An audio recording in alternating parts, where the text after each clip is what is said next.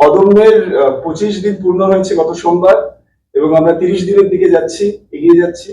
আমরা ভেবেছিলাম আমরা 3 দিন থাকবো, সেখান থেকে আমরা এগিয়ে যাচ্ছি 30 দিনের দিকে। সেই উদযাপন আমরা করছি আমার খুব প্রিয় রাধা স্টুডিওতে সকলের সঙ্গে। সেই জন্য এই রাধা স্টুডিওতে 25 দিনের কেক কাটা হচ্ছে গোটা টিমের সঙ্গে। আজকের দিনটা পুরোটাই পলাশের জন্য। একদম।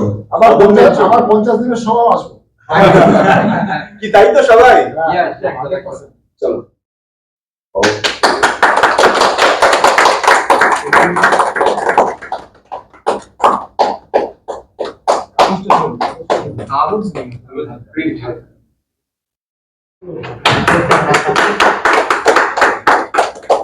খুবই গ্রেটফুল, কেননা আমরা ভেবেছিলাম যে আমরা 3 দিন টিকবো।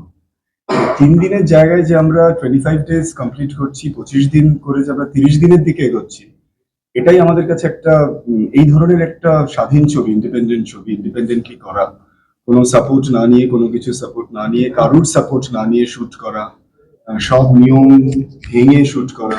এই ছবিটা যে 30 দিন পৌঁছবে দর্শকের আশীর্বাদ, এটাই আমাদের কাছে একটা বড় ব্যাপার। এবং ছবিটা করতে করতে শুট করে যখন আমার মনে হচ্ছে যে এবার কোথায় যাব, তখন অরোরা ফিল্ম কর্পোরেশনের রঞ্জন বোসের চলে আসা ছবির সঙ্গে যুক্ত হয়ে যাওয়া, তারপর কৌশিক রায়ের, যিনি রেজার, আর আমাদের 1 বছর ধরে আমাদের সাপোর্ট করা কোনো রকম কন্ডিশন ছাড়া, তারপর আমাদের চ্যানেল বি এন্টারটেনমেন্টের বজরং লাল আগরওয়ালের চলে আসা, পুরোটাই একটা এখন আমার কাছে স্বপ্নের মতো মনে হচ্ছে।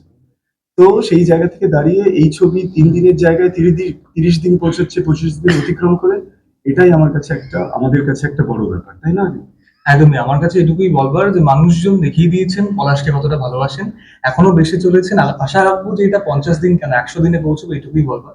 খুব আনন্দিত, খুব আপ্লুত আমরা।